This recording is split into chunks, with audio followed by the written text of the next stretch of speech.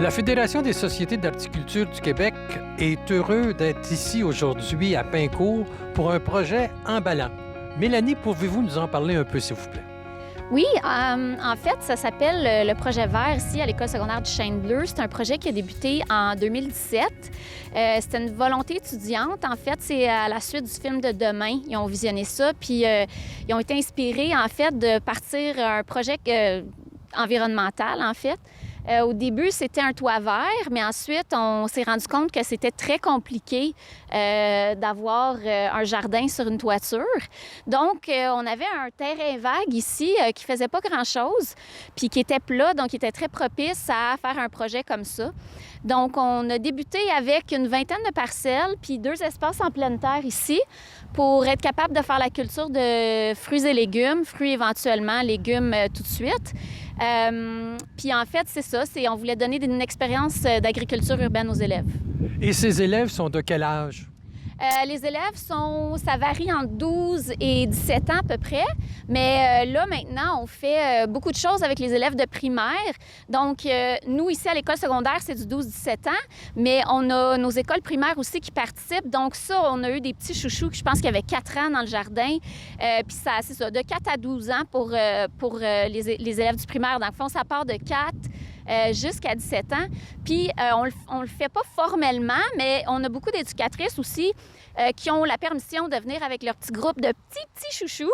Puis, ils s'amusent vraiment beaucoup à identifier des couleurs, à regarder. Souvent, on leur donne des petites tomates cerises, ils aiment ça. Fait que ça touche vraiment tous les âges. Pour les enfants, là, c'est tous les âges. Donc, ce que je comprends ici, dans le fond, c'est une expérience d'agriculture urbaine qu'on fait pour les jeunes.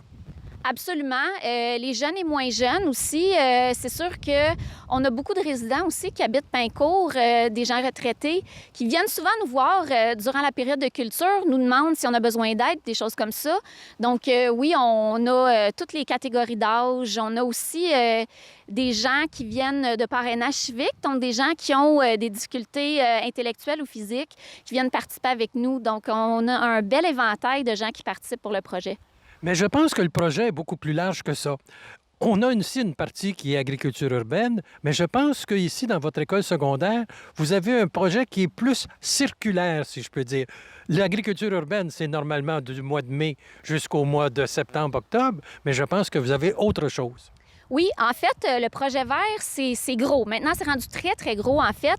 Puis, c'est sûr que l'idée à la base, c'était le potager.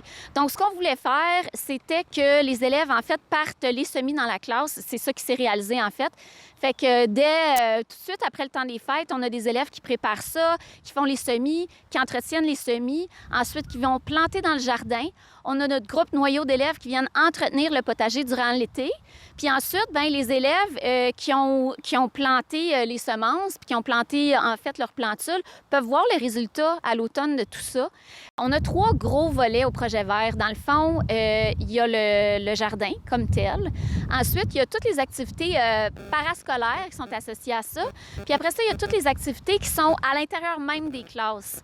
Donc, pour le parascolaire, on se rencontre une fois par semaine environ avec un groupe noyau d'élèves. Puis après ça, on avance des projets dans 4 sphères différentes. Soit tout ce qui s'apparente au côté horticulture, le financier, tout le dossier communication, puis le dossier construction. Donc, heureusement, les profs embarquent de plus en plus. Fait que là, tout ce qui est construction, ça a été pris. Et puis là, on a un nouveau comité qui s'est formé, qui est vraiment le comité menuiserie. On a aussi un autre comité qui s'appelle Fabrique Action, où les jeunes, qui sont toujours intéressés par des initiatives plus vertes, c'est des bons éco-citoyens, ont décidé de commencer à recycler des tissus, puis fabriquer des nouvelles matières avec ces tissus-là. Ensuite, on a tout ce qui est les choses en classe, les projets spéciaux en classe. On a fait des micro-pousses avec nos élèves d'adaptation. On a fait des champignons avec nos élèves plus avancés. Donc, on fait de l'agriculture urbaine non seulement dans le jardin durant la saison, mais aussi à l'intérieur même de l'école. Puis, ces micro-pousses-là sont même rendus qu'on les vend directement à la cafétéria et les élèves de l'école au complet là, peuvent en profiter. Puis c'est la même chose pour les champignons. Les élèves, ils ont développé cette tradition-là de faire des hamburgers aux champignons. Ils vendent ça aux élèves. Puis on combine ça avec nos micro-pousses. En tout cas, c'est vraiment, vraiment spécial. Puis le volet qui est agriculture urbaine, c'est beaucoup du communautaire aussi qu'on va faire. Si on invite beaucoup les écoles primaires à venir faire des choses avec nous, les gens de toutes les sphères. Donc, c'est pas mal les 3 gros volets du projet vert pour l'instant. Et qu'est-ce que ça prend pour partir un projet comme celui-là? Est-ce que c'est une volonté à l'intérieur? Est-ce que c'est un professeur? Est-ce que c'est une animatrice comme toi ou c'est quoi? Je vais être très honnête, là. Je pense que pour un projet comme ça, au scolaire public, ça prend vraiment des partenaires. Nous autres, on a été très chanceux parce qu'à la base, on avait la ville de Pincourt, Célia Corriveau, qui est au développement social communautaire, qui était un partenaire très, très important, qui est allé chercher du financement, qui a été capable de trouver les sous nécessaires, puis aussi vraiment la personne ressource. Parce que sans personne ressource, là, on ne peut pas se le cacher, les profs sont très, très débordés, sont pris là, dans le contexte de leur planification de cours. Ça leur laisse pas beaucoup de temps après ça pour pouvoir partir des projets comme ça, puis surtout les entretenir sur une période de temps.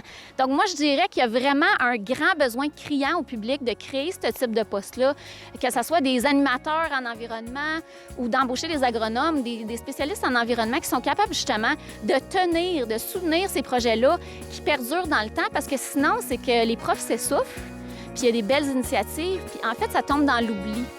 Mais sauf que toi, tu es une animatrice. Et toi, tu as une formation en agriculture, je crois. Oui, c'est exactement ça. Donc, on a été chanceux ici à l'école. Dans le fond, tous les bons les ingrédients se sont réunis. Puis, j'ai été embauchée pour ce projet-là, qui, pour moi, est vraiment un projet de rêve. Là, j'ai rêvé à ça pendant des années, des initiatives comme ça.